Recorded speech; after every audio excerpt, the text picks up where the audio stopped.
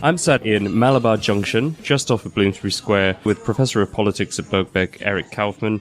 Eric, thank you very much for joining me on the podcast. It's great to be here, Jack. We're going to be talking today about your book, Whiteshift, which I'm really looking forward to getting into. But before we get there, could you say why you've chosen Malabar Junction? Well, it's a great South Indian restaurant, and actually was discovered by Paul Morland, who is the author most recently of a book called Human Tide on demographics and politics. And him and I just tended to meet here on a regular basis, so it became our haunt. And I've always enjoyed the food. It's sort of generally, if you come for lunch, it's not too busy. Has a nice atmosphere, has a sort of nice skylight that we hang out under, and it's reasonably priced. So, yeah, that's sort of how it became our special. And then since then, I've kind of come here with other people as well. And I think Paul Morland gets more than one reference in your book. Am I correct? Yeah, in fact, a little story is even though he's a few years older than me, he was actually a graduate student of mine and did his PhD with us. Eric, you've lived in London for nearly 27 years now, right? Since 1993. You're a Canadian of Jewish, Chinese, and Latino heritage. Have I missed anything out? No, that's probably pretty accurate. So a bit like me, I'm a quarter Maltese. You and I are both a kind of a product of what you might call Whiteshift. Right. A mixture of the unmixed and mixed, so to speak. Can I ask, how apprehensive were you about embarking on a book about the future of white majorities? I imagine you've given your fair share of disclaimers about what the book is and isn't, and have received more than your fair share of criticism for even attempting it. Absolutely. I guess I felt that it really was time, especially now that the populist wave has emerged and people are more, at least, open to looking for answers, to broach this subject.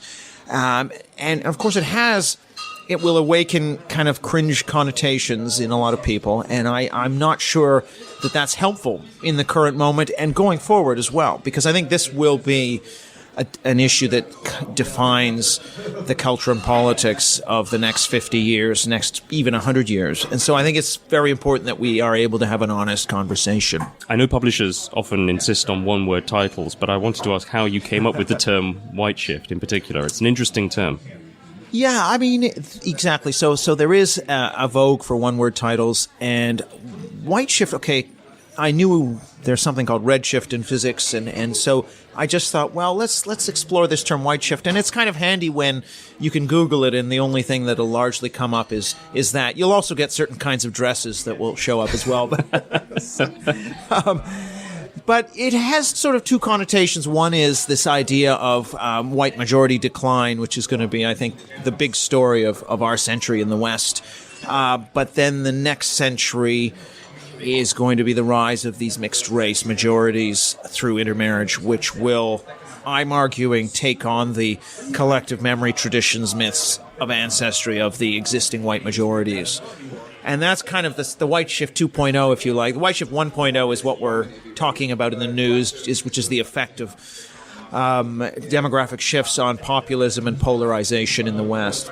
And we'll get onto that as well. Yeah. There's a long historical narrative woven throughout the book around attitudes towards migration in the West. And then there's also the attempt to unpack the politics of Whiteshift by drawing attention to what psychologists tell us about the way people construct values around identity and belonging, place and culture and so on. So let's start with that timeline. We go back maybe 4 centuries where the general world population stays pretty flat. And then we get to the Industrial Revolution, after which birth rates across Europe go up significantly. So Europe's growing at an unprecedented rate, but it's happening at a time when a significant proportion of the population is dying by the time it reaches childbearing age. So when birth rates in countries like Denmark start to fall in the mid-20th century, developing countries such as Guatemala are starting to catch up, only this time with the benefit of modern medicine. So by the 1990s, its population has reached 5 times that of Denmark. That, in a nutshell, is why Western population's share of the global population starts to fall rapidly after 1950. And here is where I hand it to you to explain how this frames the various themes of the book. Well, yeah, because the wider context to this is the global demographic transition, which the West went through this transition earlier, followed by East Asia. But if you look at the globe, 97%, I don't know if that number is still exactly correct, it's not going to be lower. Pretty well all of the world's population growth is happening in the global south, the tropical belt. And so that is the source of immigration to the developed world, now and in the future. And so what you have is the demographics of the world are very much such that you have an aging global north and you've got a youthful and growing global south. Africa population projections are 4 billion by the end of the century. And so clearly we're going to be seeing this dynamic continuing in our century. Now, that on its own isn't enough to explain demographic shifts within countries, because East Asia has Japan, Korea, Singapore, Taiwan have been in the same globe. You also need the ideological shifts that we've seen in the West towards cultural liberalism and cosmopolitanism. What I term left modernism, that is what opens the gates, if you like, of countries like the United States, Australia, Canada in the mid-1960s to this demographic revolution that's occurring. And it's the combination then of the demography plus the ideology that leads to the demographic changes.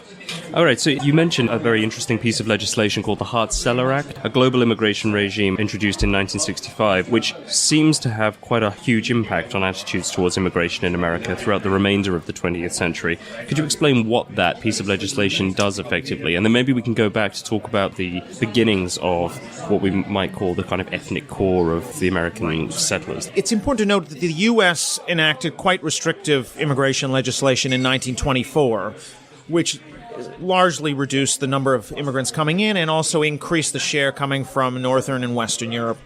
1965, they switched to a colorblind system which didn't have national preference. When they switched, what's interesting, though, is it wasn't a plot or a plan to remake the American population. They actually believed that nothing would really change, but they just wanted to have the nice principle of not being nationally selective.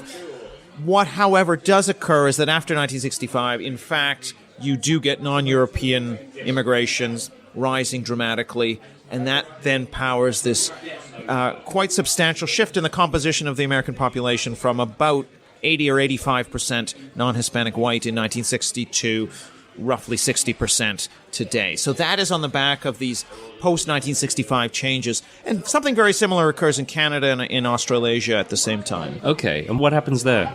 Well, you have an end to something like a white Australia policy. In Australia or in Canada, the preference was generally for British or Northern European sources of immigration, and then it's only in the 60s that this starts to be dismantled. So it's the 60s moving into the early 70s is when you see a dismantling of these policies in a lot of countries. And to some extent in Europe, you're getting migration from North Africa, from Turkey, and so on as well. Britain is a little bit of an outlier because it had a significant migration from the Indian subcontinent and the West Indies, which actually led it to enact quite restrictive legislation. So, whereas the rest, if you take North America, Australasia, they were moving in a liberal direction. Britain actually moved in a somewhat restrictive direction, so it has a slightly different trajectory to North America. Well, the history of immigration in America is really interesting. You describe the evolution of that ethnic core, that kind of WASP settler demographic, which has this vision of being able to assimilate others quite easily until around the 20th century. And that's where a divide opens up between a nationalist and a globalist sentiment. And that is where the modern conflict of conservative ethno-nationalism and liberal progressive pluralism starts to take root in America. Yeah, that's really an important backstory, because in America, there were a lot of pronouncements about the U.S. as the asylum of nations, and people fleeing tyranny come to the United States. That even goes back to the Puritans.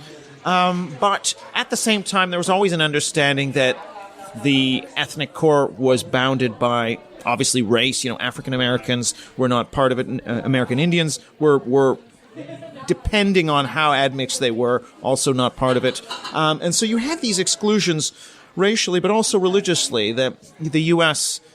at the time of independence was 98% Protestant. I mean, the free population. So it's an overwhelmingly Protestant country, and it was just taken for granted that that's what it was.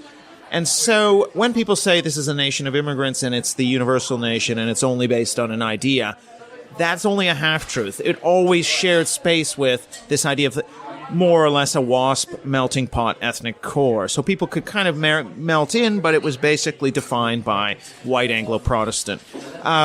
what happens is when you get the first waves of large-scale Catholic immigration in the 1840s and 50s is when you start to see the beginnings of a populist right movement called the American Party or Know Nothing Party. And then again in the 1890s through to the 1920s, you get strong anti-Catholic and, populist right mass movements occurring. Because actually the U.S. is both an ethnic nation and a civic nation, and it's that ethnic core that is being disrupted by large-scale, in this case, Southern and Eastern European Catholic, and to some extent Jewish immigration. So it's not really a nation of immigrants. It's actually also got a kind of, Native American was the term that was used in the 1850s. There's this sense of there is also a group that established the country, and that, if we look at the politics of Trump, for example, today, the WASP thing has morphed into a white, you don't have to be Protestant, but Judeo-Christian thing, and so it's become broader, but it is still sort of seen as that core, and it's the sort of decline of that below 50%, which has already occurred in the under 5 population, that is the backdrop to a lot of the kind of politics of white identity and of anxiety that is, I believe, underlying the Trump phenomenon. Hi. No, please. No, that's fine.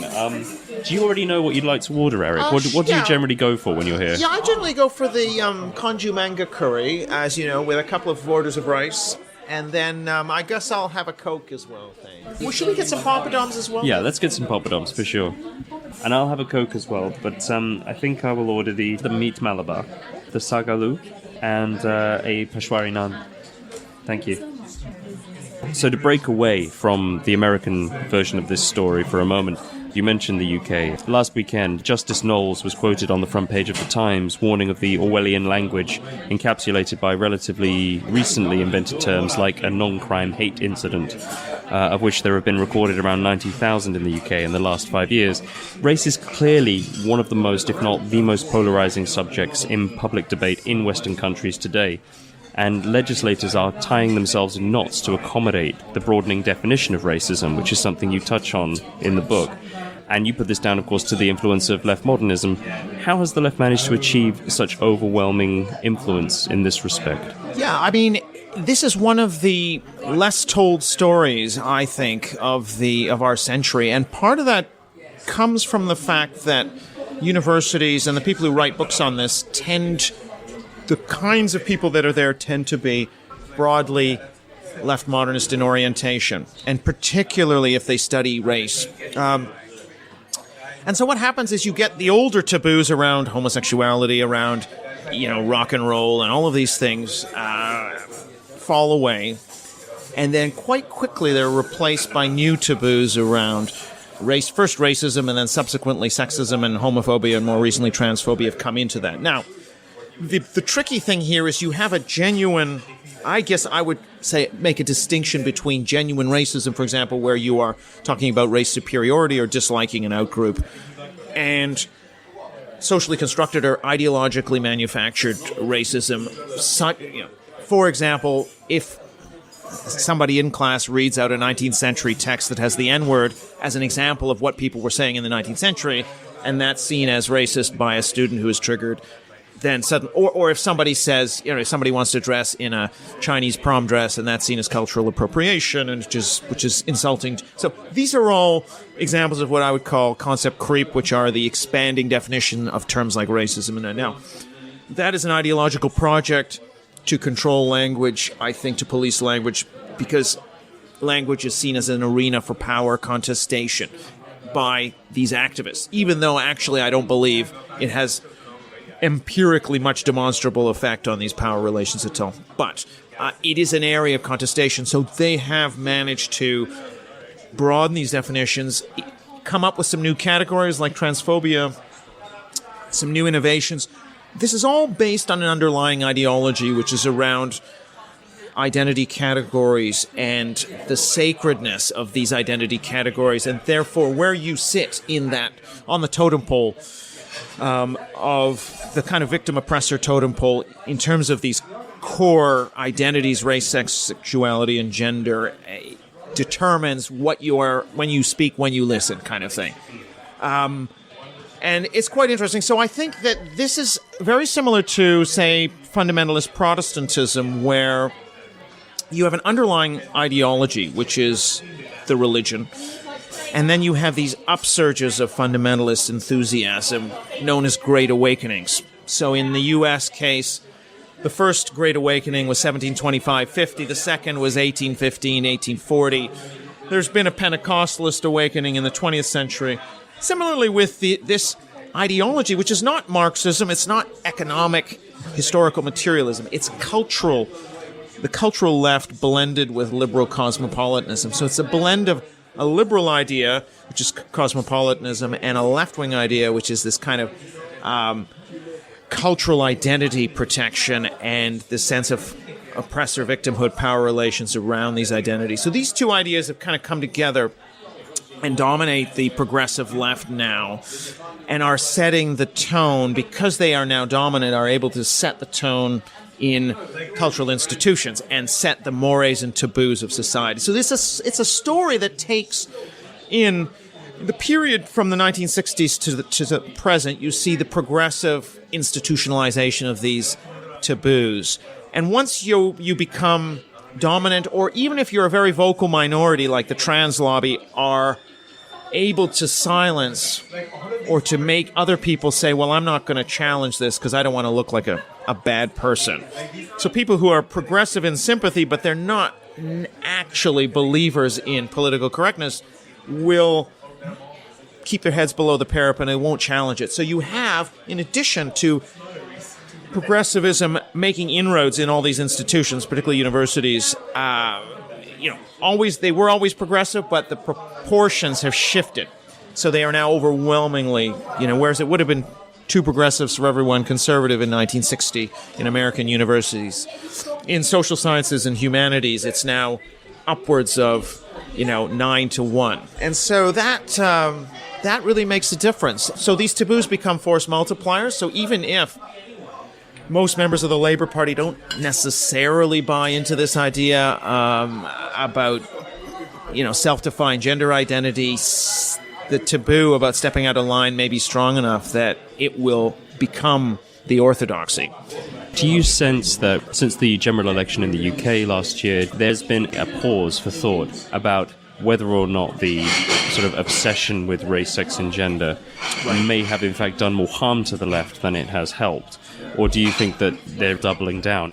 I would say that there's been a doubling down because the issue is that you have a small group that controls the Labour Party momentum who are very culturally progressive. And, I'm defining progressive in their terms now. I don't think it's particularly progressive. But even though they know they've lost badly, I think what they're trying to do is say, well, how can we keep the activists happy and somehow win election? So we'll try and win, absolutely, but we think we can do it without endangering our progressivism.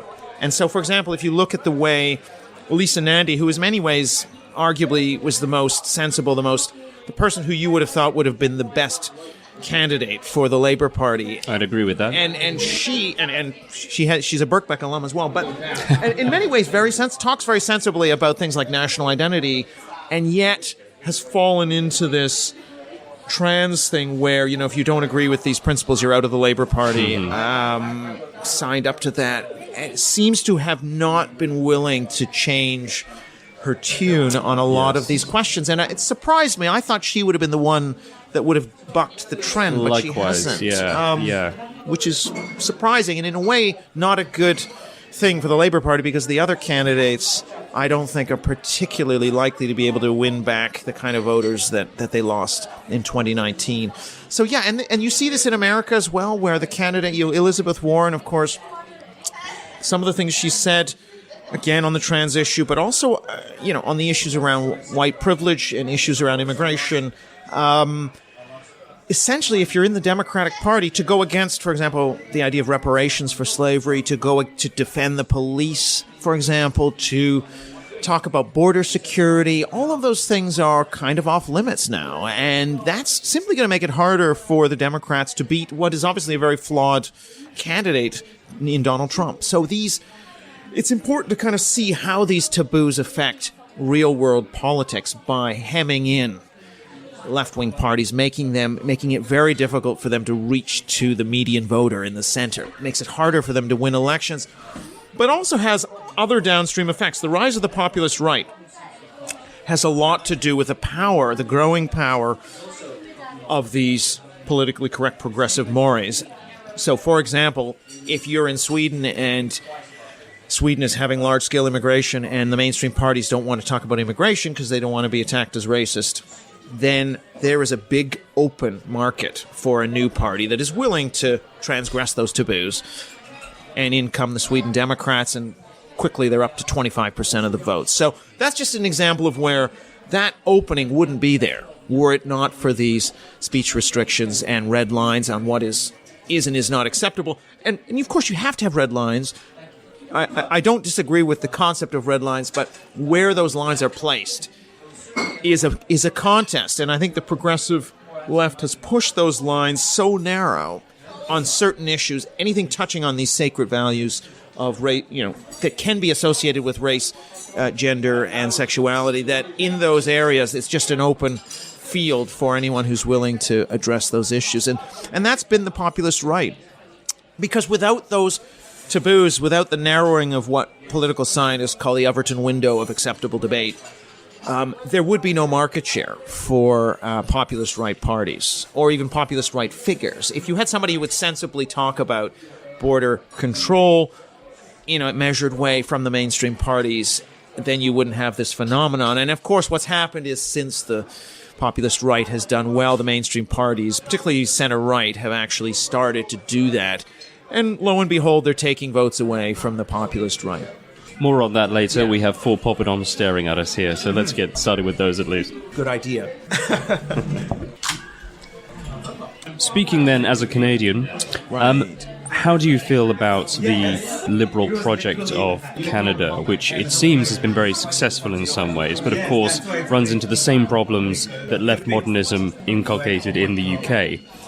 Yes, I think it's very important. Canada is kind of in the vanguard, I would say. I mean, Sweden used to be prior to the rise of the Sweden Democrats, but I'd say Canada exemplifies best the leading edge of what a society might look like if left modernism took over. And Quebec is an exception, which I can talk about. But essentially, Canada lost its tradition. The reason that it was formed was essentially to remain loyal to the crown. So loyalism and unionism was the raison d'etre for the formation of English Canada. When the British Empire declines in the 1950s and 60s, Canada changes its flag from the Union Jack to the maple leaf and undergoes an identity crisis. The British loyalist tradition essentially fades away, and there's a vacuum at the center of Canadian identity, which is filled by this new left-wing multicultural identity, which is first instituted under Justin Trudeau's father, Pierre Trudeau, in 1971 with the Canadian Multiculturalism Act, at a time when Canada really was not particularly multicultural, at least not in the sense of being multiracial. So it had a couple of percentage non-European. It did have, a small percentage of non-British and non-French ancestry, yes, but this was still a definite small minority. So it was very much a deliberate creation. And so Canada's in a way the child of the left modernist rise of the 60s, that first great awakening, if you like. Trudeau is simply incarnating the kind of third great awakening of the post-2014 period. And by saying that Canada has no core culture and it's post-national, that kind of rhetoric had already been around for some time in academia, but he's very much bringing it to the fore as the Canadian identity. What's interesting is though, that you now, whereas Canadians really, as the demographic shifts were coming in, you had some disquiet, but still people bought into multiculturalism, at least the term. What people thought when they heard the term was essentially, well, I don't want to be a racist and be a bad person, so I better be in favor of multiculturalism. I mean, so that is part of why it gained a lot of credence. Now what you're seeing is a growing partisan polarization, almost unprecedented polarization. So if you take conservative voters in Canada, their approval of Justin Trudeau is sort of between 3 and 6% if you take the last year. I mean, it is almost zero. And Liberal voters now, I think their approval was up to 90, but it's certainly above 60. So you're now seeing U.S. levels of polarization in Canada, and that's largely a factor in the last 5 years. You look at immigration attitudes, you've seen a similar massive change just in the last 5-6 years, where the party supporters were maybe 10, 15 points apart in their desire to reduce immigration. That's now around 50 points, as in America. So, again, this polarization is happening as much in Canada as elsewhere. National populism in the West is still regarded as quite a binary anti-immigration stance. You use the term ethno-traditional conservatism to explain better what's really happening. How does this concept improve our perspective on that? Right. Well, the way that people tend to talk about national populism is in terms of using these terms ethnic nationalism versus civic nationalism. So ethnic nationalism is the idea that you must be a member of the ethnic majority to be an equal member of the nation. So that is a very exclusive notion. Clearly, that would imply that an ethnic minority cannot be, let's say, British or American. So that is kind of a very exclusive concept. Civic nationalism is seen as the inclusive form of nationalism, where it's just about loyalty to, let's say, the American creed or British values or the Constitution. Sorry. So it's a kind of political and ideological nationhood. Now, the problem is those terms were developed for a time between the wars, when, or even post-Second World War, when really the issue was not immigration. The issue was borders moving around due to the collapse of empire, due to war and so on, peace settlements. And so really those terms, I don't think, they've tried to retrofit those terms for the era of immigration and multiculturalism and diversity.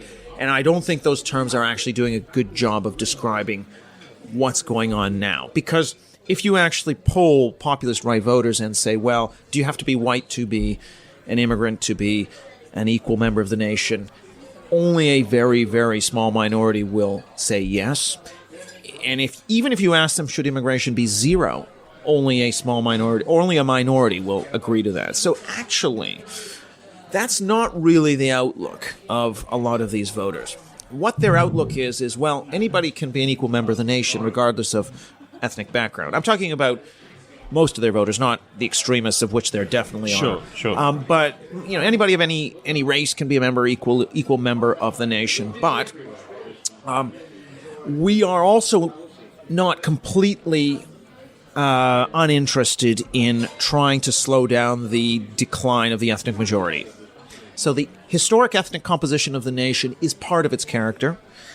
It doesn't define who's a member, but it's part of its character. It's a little bit like if there's an English accent and there's a French accent and an Indian accent and so on.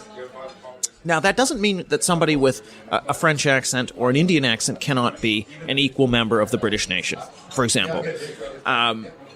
They are just as equal a member of the nation. But that doesn't mean that an Indian accent or a French accent is a British accent, right? So one is referring to the level of individual inclusion and exclusion and belonging, and the other is referring to what distinguishes this collectivity in the world. So if we were to take Britain, for example, part of what's distinct about Britain is that a significant chunk of its population are descended from the ethnic majority. But clearly there have been ethnic minorities throughout its history and continue to be. And that is not a criteria. Being a member of the ethnic majority is not a criteria for membership, just like having a British accent is not a criteria for membership. And yet it's so difficult to have this conversation, to explain that, particularly to someone who's a progressive and will immediately, if you talk about any of these ethnic characteristics and conserving or slowing down, that will be immediately labeled ethnic nationalism, but it's not. So a lot of the populist right voters, what they're actually about is slowing this change so that newcomers can be assimilated ethnically, not just integrated into the labor market. Right. And so that's a very important difference. And if you look at the history of, say, the United States after the big wave of immigration in the period 1890 to 1925, it actually took until about 1970 or even the 1980s, so 3 or 4 generations of relatively low immigration in order for those new groups to more or less melt in. And that shade of gray, they always want to, critics will always want to make this about black and white. You're either open or closed. You're either civic or ethnic. But what I'm trying to sort of point out is you could have this gray position, which is to say anyone can be an equal member of the nation, but we're also interested in the cultural, the ethnic composition of the country is not totally irrelevant to nationhood. It is a component of nationhood. It may not be the what's on the official letterhead and what people are talking about officially, but it's part of what scholars would call everyday nationhood, along with things like landscape and history and accent and all of these things which are not officially enumerated as part of the political project of nationhood, but actually also are important to the character of nationhood. So that's really the battleground, I think. It's not, I think, breaking it into simple ethnic civic binaries is not that useful. And of course the book is filled with examples. I mean, we take a closer look at the data you incorporate from the field of psychology, for example. There's a passage in the book where you describe 2 people, both American, one is black, one is white. Were they to cross paths in an airport, say, they would favor one another more instinctively, regardless of their politics, than a white American and a white Frenchman. Similarly, an Islamic fundamentalist will feel more akin to an Arab fundamentalist than a Pakistani fundamentalist, yet closer to a Pakistani fundamentalist than, say, an Arab Christian. But you also go on to argue that racial nationalism holds lasting power over people's feelings about identity. Well, the core concept in the book is really this idea of ethnicity, which is a subjective belief in common ancestry, which is the basis of the ethnic community. Now, these ethnic communities also have to be able to distinguish their members from members of other ethnic communities, and that's typically done through one or more of language, religion, or physical appearance. The only thing I would say, however, is that in many cases the boundary lines between groups are fuzzy. And, if you think about, for example, an assimilated Kurd in Turkey versus an ethnic Turk, that's a kind of fuzzy line. And there's a lot of examples. A Ukrainian and a Russian. A Ukrainian who's Russian-speaking might have a Russian-sounding name. A Russian who might have a Ukrainian-sounding. I mean, it's a kind of a blurry boundary. And so you have a lot of cases where the boundaries are blurry between ethnic groups. Now, what matters more in this? Is it race? Is it religion, etc.?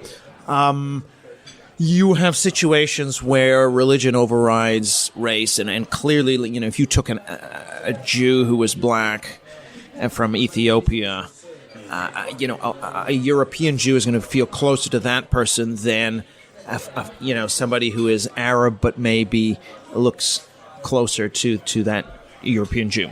So there clearly the ethnicity as signified by religion is overpowering what might seem on the surface to be a racial resemblance that should put the European Jew closer to the Arab than to the African, but actually that's not how it works. So it just depends which marker signifies the subjective membership in group. Right, okay. That's what's key. And now sometimes it is race. So in the United States South, a black Protestant and a white Protestant, the white Protestant feels closer to the white Jew than to the black Protestant, despite sharing religion with the black Protestant, because that's how ethnicity and what's been given significance socially. Now, the only way what I would say is that if everything is absolutely equal socially, that's when race can be the tiebreaker. But most times, history will have bequeathed one or other to be more important. I mean, I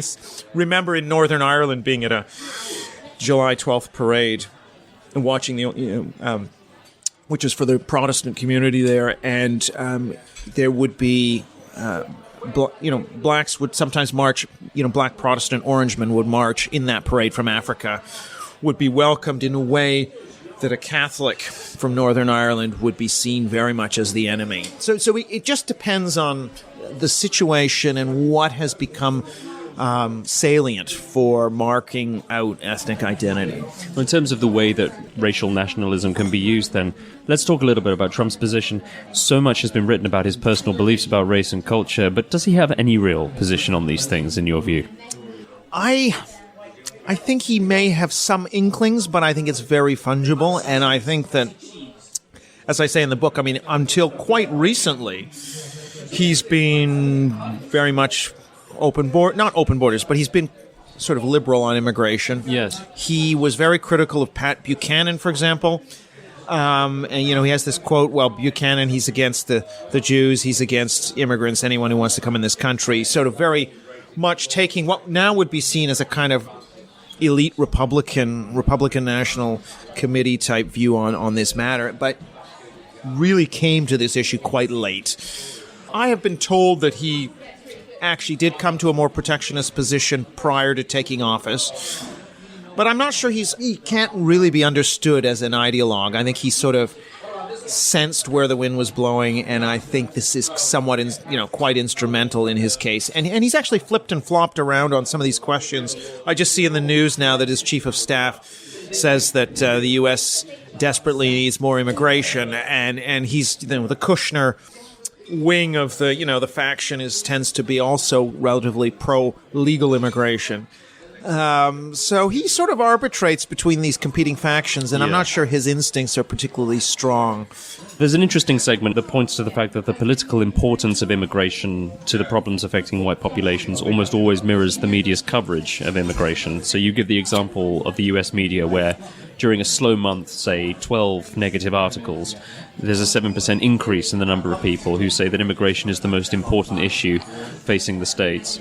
A busier month, 60 negative articles on immigration, it increases to 43% who say the same. Could we talk a little bit about this and about how market segmentation, channels, both radio, television and others, pitch themselves to audiences with specific opinions around immigration that have led to this growth in popular sentiment and the inability of people to see each other's point of view?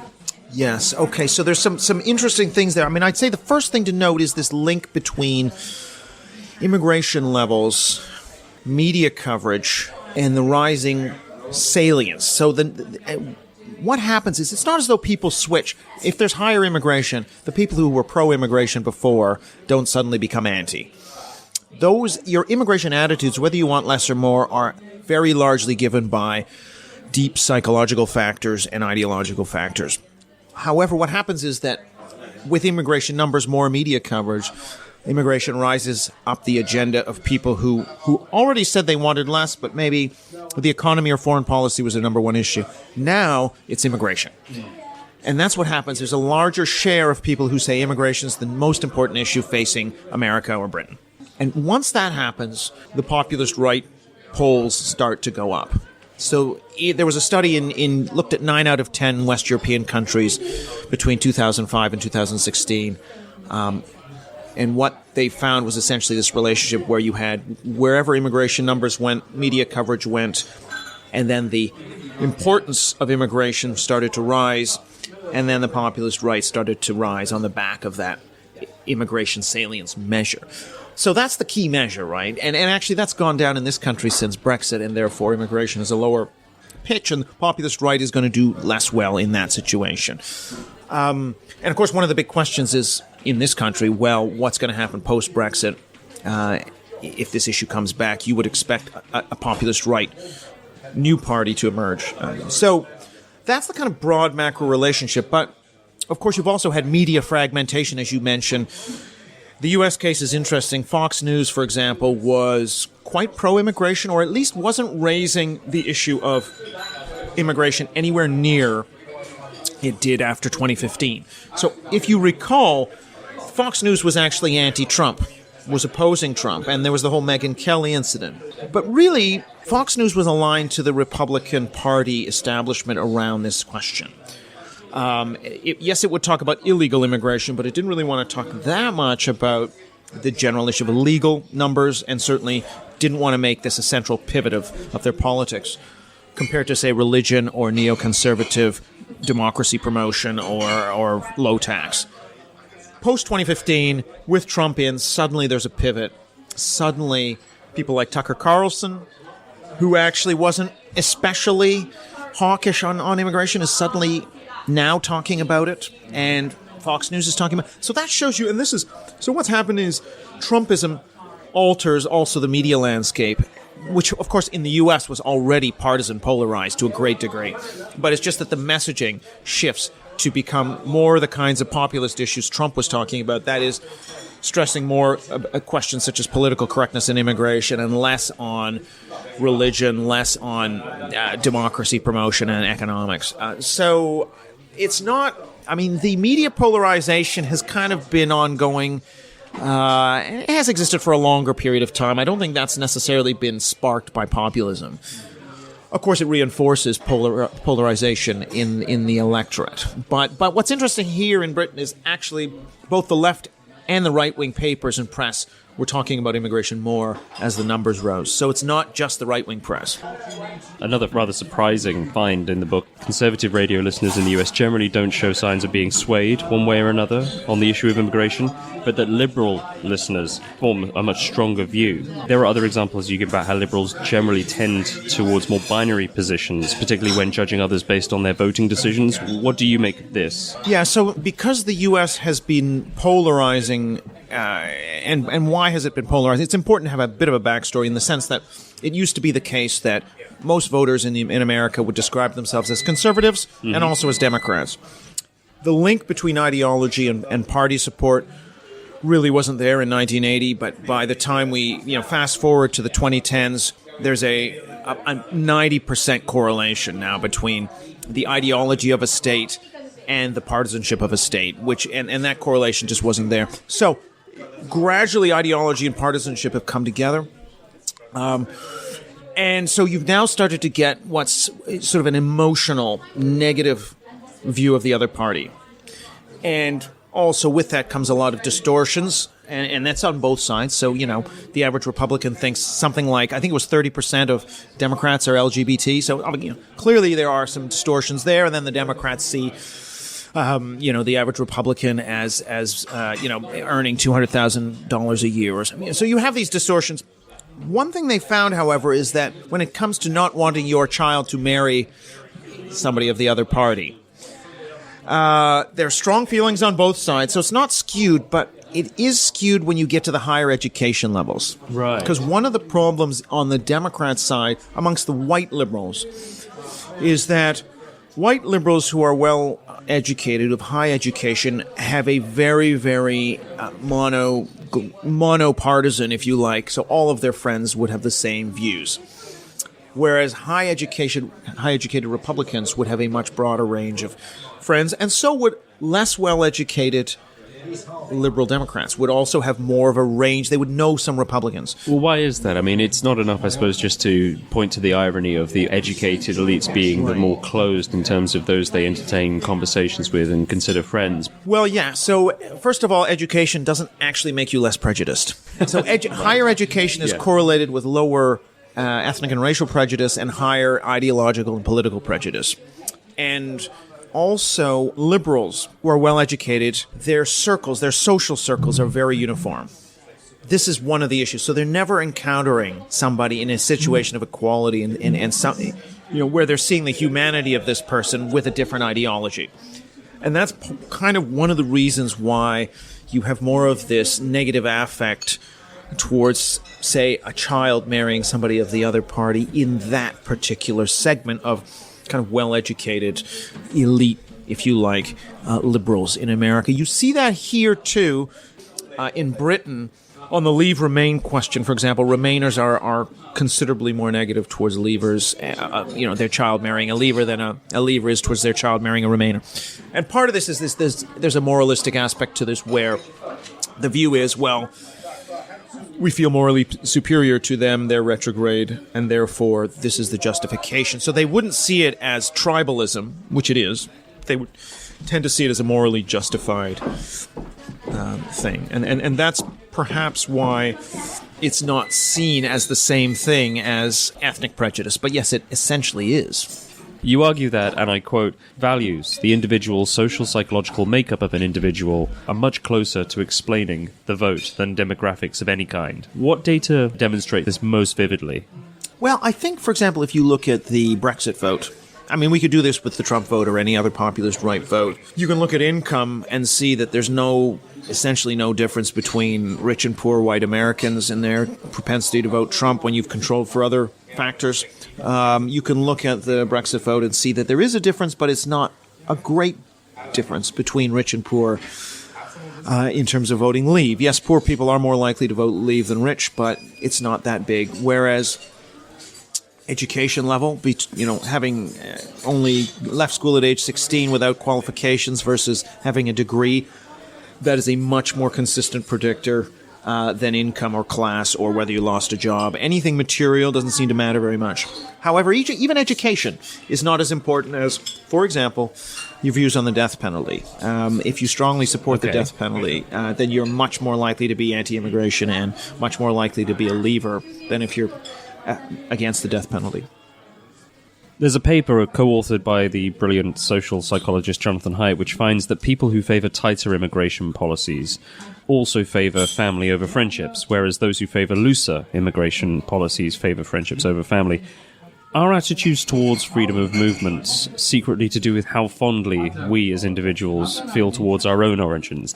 I think there is a link, yes. I mean, it's mediated by different things. But, for example, if you take in this country a question such as, quote unquote, family is everything, how much do you agree with that on a 5-point strongly agree to strongly disagree scale? And then we look at views on immigration, for example. The people who strongly agree that family is everything, even if you just take people under 30, only people under 30 who strongly agree with that statement, family is everything, they are much, much more anti-immigration than people who disagree with that statement. So, for example, amongst people who want immigration reduced a lot and who are under age 30, about 75% of them would agree with the statement, family is everything. Amongst under 30s who want more liberal immigration, only about 30 or 35% would agree with that statement. So it's a massive kind of 40 points difference in views on family. We also know, for example, views on family affect attachment to ancestry group, which affects attachment to racial group. That's all connected. So that orientation, when Jonathan Haidt talks about, is that yes, some people have that more family-oriented ascribed groups, things you're born into rather than things you've chosen, like friendship groups, which is more important for liberals. These are kind of orientations which are psychological. They're not definitive, so you can still have that kind of orientation towards family and wind up being pro-immigration. That could be, or vice versa. But it is an influence, and I think Haidt is right to make that point. So if we go to the end of the book, where you're talking about what white majorities can do to maximize the chance of a secure future, you sort of describe the two choices the white majorities have. You either become a purely white, tiny minority in a country that is majority non-white, or you have a majority mixed race which identifies as white, and you're saying that this is kind of the optimal. Well, I would think that would be, and the reason I say that is for two reasons. One is that, if you become a racial caste, then, I think there are, obviously then I think is more negative implications in terms of hierarchy and so on. But also, I do think that a secure kind of melting pot, majority anchored society is actually more cohesive. That actually what people don't realize is that the so-called civic national concept relies implicitly on a secure ethnic majority, and it's this sort of unseating of that and erosion of that ethnic majority, which then filters through to the civic nation. So if you want to have a nation that is cohesive in a way, it, I think, implicitly relies upon this notion of a kind of ethnic majority. And I would just think that it's better to make an inclusive ethnic majority that is open to people mixing in. Earlier, as we were eating, you mentioned that you may have a new book on the way. Is there anything you can say about that at this moment? Yeah, I'm sort of interested in exploring the idea that we need to find a cultural center the way we found an economic center between capitalism and communism, let's say.